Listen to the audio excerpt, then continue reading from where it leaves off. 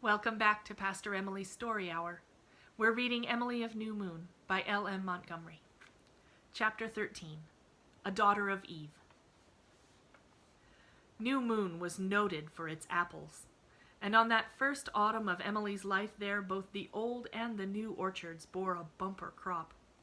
In the new were the titled and pedigreed apples, and in the old the seedlings unknown to catalogues that yet had a flavor wildly sweet and all their own. There was no taboo on any apple, and Emilie was free to eat all she wanted of each and every kind, the only prohibition being that she must not take any to bed with her. Aunt Elizabeth, very properly, did not want her bed messed up with apple seeds, and Aunt Laura had a horror of anyone eating apples in the dark, lest they might eat an apple worm into the bargain. Emilie, therefore, should have been able to fully satisfy her appetite for apples at home, but there is a certain odd kink in human nature by reason of which the flavor of the apples belonging to somebody else is always vastly superior to our own, as the crafty serpent of Eden knew very well. Emilie, like most people, possessed this kink, and consequently thought that nowhere were there such delicious apples as those belonging to Lofty John. He was in the habit of keeping a long row of apples on one of the beams in his workshop, and it was understood that she and Ilse might help themselves freely whenever they visited that charming, dusty, shaving-carpeted spot. 3 varieties of Lofty John's apples were their especial favorites. The scabby apples, that looked as if they had leprosy, but were of unsurpassed deliciousness under their queerly blotched skins. The little red apples, scarcely bigger than a crab, deep crimson all over and glossy as satin, that had such a sweet, nutty flavor. And the big green sweet apples that children usually thought the best of all. Emilie considered that day wasted whose low descending sun had not beheld her munching one of Lofty John's big green sweets. In the back of her mind, Emilie knew quite well that she should not be going over to Lofty John's at all. To be sure, she had never been forbidden to go, simply because it had never occurred to her aunts that an inmate of New Moon could so forget the beloved old family feud between the houses of Murray and Sullivan belonging to 2 generations back. It was an inheritance that any proper Murray would live up to as a matter of course. But when Emilie was off with that wild little Ishmaelite of an Ilse, traditions lost their power under the allurement of Lofty John's reds and scabs. She wandered rather lonesomely into his workshop one September evening at twilight. She had been alone since she came home from school. Her aunts and cousin Jimmy had gone to Shrewsbury, promising to be back by sunset. Ilse was away also, her father, prodded thereto by Mrs. Sims, having taken her to Charlottetown to get her a winter coat. Emilie liked being alone very well at first. She felt quite important being in charge of New Moon. She ate the supper Aunt Laura had left on the cookhouse dresser for her, and she went into the dairy and skimmed 6 lovely big pans of milk. She had no business at all to do this, but she had always hankered to do it, and this was too good a chance to be missed. She did it beautifully, and nobody ever knew, each aunt supposing the other had done it, and so she was never scolded for it. This does not point any particular moral, of course. In a proper yarn, Emilie should either have been found out and punished for disobedience, or been driven by an uneasy conscience to confess. But I am sorry, or ought to be, to have to state that Emilie's conscience never worried her about the matter at all. Still, she was doomed to suffer enough that night from an entirely different cause to balance all her little peccadillos. By the time the cream was skimmed and poured into the big stone crock and well stirred, Emilie didn't forget that either. It was after sunset, and still nobody had come home. Emilie didn't like the idea of going into the big, dusky, echoing house, so she hied her up to Lofty John's shop, which she found unoccupied, though the plane halted midway on a board indicated that Lofty John had been working there quite recently and would probably return. Emilie sat down on a round section of a huge log and looked around to see what she could get to eat. There was a row of reds and scabs clean across the side of the shop, but no sweet among them, and Emilie felt that what she needed just then was a sweet and nothing else. Then she spied one, a huge one. the biggest suite Emilie had ever seen, all by itself on one of the steps of the stair leading up to the loft. She climbed up, possessed herself of it, and ate it out of hand. She was gnawing happily at the core when Lofty John came in. He nodded to her with a seemingly careless glance around. "Just been in to get my supper," he said. "The wife's away, so I had to get it myself." He fell to planing in silence. Emilie sat on the stairs, counting the seeds of the big suite. You told your fortunes by the seeds. Listening to the wind woman whistling elfishly through a knothole in the loft, and composing a description of Lofty John's carpenter shop by lantern light, to be written later on a letter bill. She was lost in a mental hunt for an accurate phrase to picture the absurd, elongated shadow of Lofty John's nose on the opposite wall, when Lofty John whirled about so suddenly that the shadow of his nose shot upward like a huge spear to the ceiling, and demanded in a startled voice, "What's become of that big sweet apple that was on that stair?" "Why, I ate it," stammered Emilie. Lofty John dropped his plane, threw up his hands, and looked at Emilie with a horrified face. "The saints preserve us, child! You never ate that apple! Don't tell me you've gone and ate that apple!" "Yes, I did," said Emilie uncomfortably. "I didn't think it was any harm. Harm? Listen to her, will you? That apple was poisoned for the rats! They've been plaguing me life out here, and I had me mind made up to finish their fun. And now you've et the apple. It would kill a dozen of you in a brace of shakes." Lofty John saw a white face and a gingham apron flash through the workshop and out into the dark. Emilie's first wild impulse was to get home at once before she dropped dead. She tore across the field, through the bush and the garden, and dashed into the house. It was still silent and dark. Nobody was home yet. Emilie gave a bitter little shriek of despair. When they came, they would find her stiff and cold, black in the face, likely. Everything in this dear world ended for her forever, all because she had eaten an apple which she thought she was perfectly welcome to eat. It wasn't fair. She didn't want to die. But she must. She only hoped desperately that someone would come home before she was dead. It would be so terrible to die there all alone in that great big empty new moon. She dared not try to go anywhere for help. It was too dark now, and she would likely drop dead on the way. To die out there, alone in the dark, that would be too dreadful. It did not occur to her that anything could be done for her. She thought if you once swallowed poison, that was the end of you. With hands shaking in panic, she got a candle lighted. It wasn't quite so bad then. You could face things in the light. And Emilie, pale, terrified, alone, was already deciding that this must be faced bravely. She must not shame the stars and the Murrays. She clenched her cold hands and tried to stop trembling. How long would it be before she died, she wondered. Lofty John had said that the apple would kill her in a brace of shakes. What did that mean? How long was a brace of shakes? Would it hurt her to die? She had a vague idea that poison did hurt you awfully. Oh, just a little while ago she had been so happy. She had thought she was going to live for years and write great poems and be famous like Mrs. Hemans. She had had a fight with Ilse the night before and hadn't made it up yet. Never could make it up now, and Ilse would feel so terribly. She must write her a note and forgive her. Was there time for that much? Oh, how cold her hands were. Perhaps that meant she was dying already. She had heard or read that your hands turned cold when you were dying. She wondered if her face was turning black. She grasped her candle and hurried up the stairs to the spare room. There was a looking-glass there, the only one in the house, hung low enough for her to see her reflection if she tipped the bottom of it back. Ordinarily, Emilie would have been frightened to death at the mere thought of going into that spare room by dim, flickering candlelight, but the one great terror had swallowed up all the lesser ones. She looked at her reflection.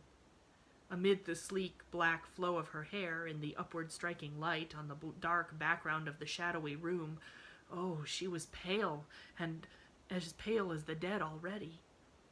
Yes, that was a dying face. There could be no doubt of it. Something rose up in Emilie and took possession of her. Some inheritance from the good old stock behind her. She ceased to tremble. She accepted her fate, with bitter regret, but calmly. "I don't want to die, but since I have to, I'll die as becomes a Murray," she said. She had read a similar sentence in a book, and it came pat to the moment. And now she must hurry. That letter to Ilse must be written. Emilie went to Aunt Elizabeth's room first, to assure herself that her right-hand top bureau drawer was quite tidy. Then she flitted up the garret stairs to her dormer corner. The great place was full of lurking, pouncing shadows that crowded about the little island of faint candlelight, but they had no terrors for Emilie now. "And to think I was feeling so bad today because my petticoat was bunchy," she thought, as she got one of her dear letter bills, the last she would ever write on. There was no need to write to Father. She would see him soon. But Ilse must have her letter. Dear, loving, jolly, hot-tempered Ilse, who just the day before had shrieked insulting epithets after her, and who would be haunted by remorse all her life for it.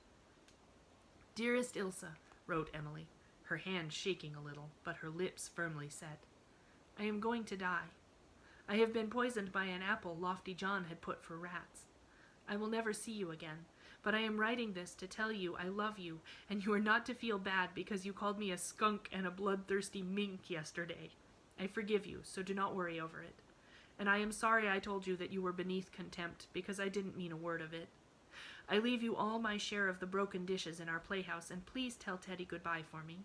He will never be able to teach me how to put worms on a fishhook now.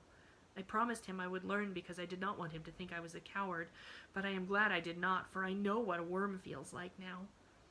I do not feel sick yet, but I don't know what the symptoms of poisoning are, and Lofty John said there was enough to kill a dozen of me, so I can't have long to live. If Aunt Elizabeth is willing, you can have my necklace of Venetian beads. It is the only valuable possession I have. Don't let anybody do anything to Lofty John, because he did not mean to poison me, and it was all my own fault for being so greedy. Perhaps people will think he did it on purpose because I am a Protestant, but I feel sure he did not, and please tell him not to be haunted by remorse. I think I feel a pain in my stomach now, so I guess that the end draws nigh. Farewell, and remember her who died so young. Your own devoted, Emilie." As Emilie folded up her letter bill, she heard the sound of wheels in the yard below. A moment later, Elizabeth and Laura Murray were confronted in the kitchen by a tragic-faced little creature grasping a guttering candle in one hand and a red letter bill in the other. "Emilie, what is the matter?" cried Aunt Laura. "I'm dying," said Emilie solemnly. "I ate an apple Lofty John had poisoned for rats. I have only a few minutes to live, Aunt Laura." Laura Murray dropped down on the back bench with her hand at her heart. Elizabeth turned as pale as Emilie herself. "Emilie, is this some play-acting of yours?" she demanded sternly. "No!" cried Emilie, quite indignantly. "It's the truth. Do you suppose a dying person would be play-acting? And oh, Aunt Elizabeth, please will you give this letter to Ilse? And please forgive me for being naughty, though I wasn't always naughty when you thought I was. And don't let anyone see me after I'm dead if I turn black, especially Rhoda Stewart." By this time Aunt Elizabeth was herself again. "How long ago is it since you ate that apple, Emilie?" About an hour." "If you'd eaten a poisoned apple an hour ago, you'd be dead or sick by now." "Oh!" cried Emilie, transformed in a second. A wild, sweet hope sprang up in her heart. Was there a chance for her after all? Then she added despairingly, "But I felt another pain in my stomach just as I came downstairs." "Laura," said Aunt Elizabeth, "take this child out to the cookhouse and give her a good dose of mustard and water at once. It will do no harm, and may do some good if there's anything in this yarn of hers. I'm going down to the doctor's. He may be back, but I'll see Lofty John on the way." Aunt Elizabeth went out, and Aunt Elizabeth went out very quickly. If it had been anyone else, it might have been said she ran. As for Emilie, well, Aunt Laura gave her that emetic in short order, and 2 minutes later Emilie had no doubt at all that she was dying then and there, and the sooner the better. When Aunt Elizabeth returned, Emilie was lying on the sofa in the kitchen, as white as the pillow under her head, and as limp as a faded lily. "Wasn't the doctor home?" cried Aunt Laura desperately. "I don't know. There's no need of the doctor. I didn't think there was from the first. It was just one of Lofty John's jokes. He thought he'd give Emilie a fright just for fun. His idea of fun. March you off to bed, Miss Emilie. You deserve all you got for going over there to Lofty John's at all, and I don't pity you a particle. I haven't had such a turn for years. I did have a pain in my stomach, wailed Emilie, in whom fright and mustard and water combined had temporarily extinguished all spirit. Anyone who eats apples from dawn to dark must expect a few pains in her stomach. You won't have any more tonight, I reckon. The mustard will remedy that. Take your candle and go. Well, said Emilie, getting unsteadily to her feet, I hate that dodgasted Lofty John. Emilie, said both aunts together. He deserves it, said Emilie vindictively. Oh, Emilie, that dreadful word you used. Aunt Laura seemed curiously upset about something.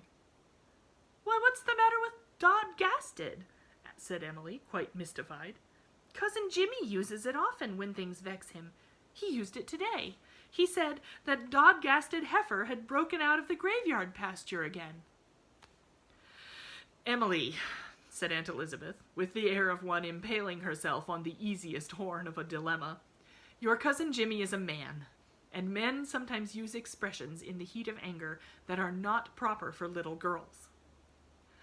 But what is the matter with dodgasted? Persisted Emilie. It isn't a swear word, is it? And if it isn't, why can't I use it? It isn't a ladylike word, said Aunt Laura. Well, then I won't use it any more, said Emilie resignedly. But Lofty John is dodgasted. Aunt Laura laughed so much after Emilie had gone upstairs that Aunt Elizabeth told her a woman of her age should have more sense. Elizabeth, you know it was funny, protested Laura. Emilie being safely out of sight, Elizabeth permitted herself a somewhat grim smile.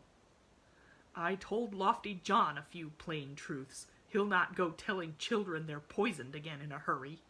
I left him fairly dancing with rage. Worn out, Emilie fell asleep as soon as she was in bed, but an hour later she awakened. Aunt Elizabeth had not yet come to bed, so the blind was still up, and Emilie saw a dear, friendly star winking down at her. Far away the sea moaned alluringly. Oh, it was nice just to be alone and to be alive. Life tasted good to her again, tasted like more, as Cousin Jimmy said. She should have a chance to write more letter bills and poetry. Emilie already saw a yard of verses entitled Thoughts of One Doomed to a Sudden Death. And play with Ilsa and Teddy, scour the barns with Saucy Sal, watch Aunt Laura skim cream in the dairy and help Cousin Jimmy garden, read books in Emilie's bower, and trot along the Today road, but not visit Lofty John's workshop. She determined that she would never have anything to do with Lofty John again after his diabolical cruelty.